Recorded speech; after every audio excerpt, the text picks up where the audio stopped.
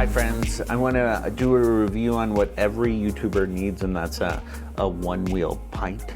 Clearly, everybody needs a boosted board, an electric skateboard, but I just want to tell you about mine. Last year, I had the opportunity to borrow my friend's Onewheel XR. That's like the big one, extended range, lots of range. It's big, it's heavy.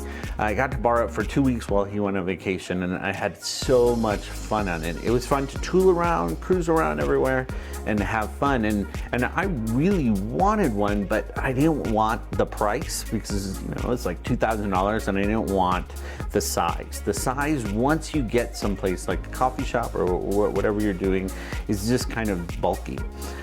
So when Onewheel released the pint pre-orders, I immediately jumped on board. I'm like, this is the one I want. Smaller, lighter, more portable, has this great handle, easier to carry around. And I fell in love. I pre-ordered it. I waited a long time like everybody else. I kept seeing my order pushed back, but whatever. It finally arrived, and it's been everything that I wanted. And it's hard to say just how much fun this is and how much of a great toy. It's one of my favorite toys that I bought in a long time, and it's one of those things that, like, I wish I could carry with me more often when I travel or bring, because it's just so much fun to have. So the pint was it was $950, something like that. It was less. It does have less range, 6 mile range. I'll kind of talk about that, but it's been super fun. So I just crossed 206 miles on my pint. My riding since the winter weather has settled has been a little less, but it's been just such a great board. I use it for driving to the gym. I use it for when I go to client meetings around town. I use it for when I want to run quick errands around town. I use it to go zip to the coffee shop. And then, bottom line, I use it to just go cruise. Nothing's better than hopping on a bike path and just sailing out.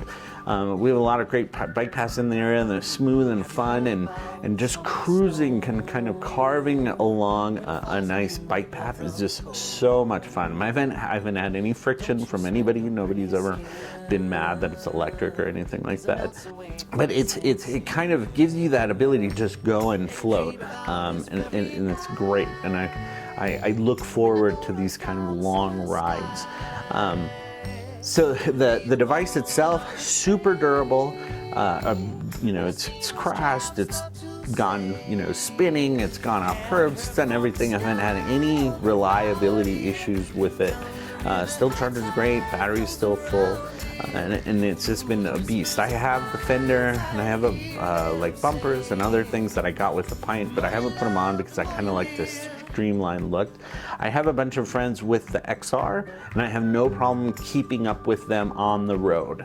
If they go off-road or do any of the off-road trails, I'm just not, it's like I don't have the power to keep up both of them, or since the board's a little squirrelier, it just doesn't work as well off-road as I see them. And I have some friends who do some crazy things on the XR, and I'm just not going to do that on the bike. The range has been good, great for around town, great for going for long rides. I find if I go for really long rides, which I have, I've had 2 instances where I've kind of outrode the battery. Your feet can get kind of tired because you're spending an hour or so on the board. But other than that, the range has been fine for local fun, cruising around or adventures with my friends, and on theirs. And then, so I do want to talk about safety. I skateboarded. I have longboards. I love kind of board sports, and so I felt pretty comfortable getting on it and riding it right away. But there is a learning curve, and once you start going fast, there is this kind of this myth of, it's not a myth, there's this ability for it to nosedive. My friends with the XRs have gone down really hard on nosedives, And I've crashed a couple times on the Pint. I haven't nosedived yet, but I've crashed. Where you hit, I've hit a pavement imperfection and started bailing, and went down pretty hard on my shoulder. So it's, at a certain point you're going fast enough that if you go down, you will be hurt. I always ride with wrist guards and a helmet, so you stay protected. It's definitely not. It's not like a bike, if you crash your bike, you can kind of, you have this device. This, if you fall off, you fall off, and you fall off hard.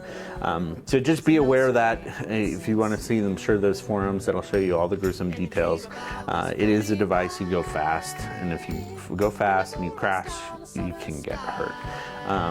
So I love mine. The last thing I want to say is you get these choices of modes in the app that control kind of how fast it'll accelerate, how fast it'll go, how carvable it is, or how smooth it is. And I spent a while in that beginner mode because getting used to the board, getting comfortable with it.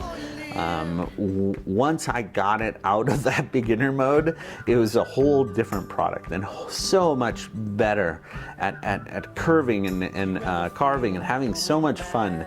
Any Pint owner, anybody think about one, is just get used to it and then get out of that beginner mode and try some of the other modes so you can really see what it will do. So other than that, good luck. If you have any questions on the Pint, let me know. I look forward to another 200 or many, many more miles on my Pint. I'll talk to you soon. Never had a care in the world, you see. Have you heard from the sky?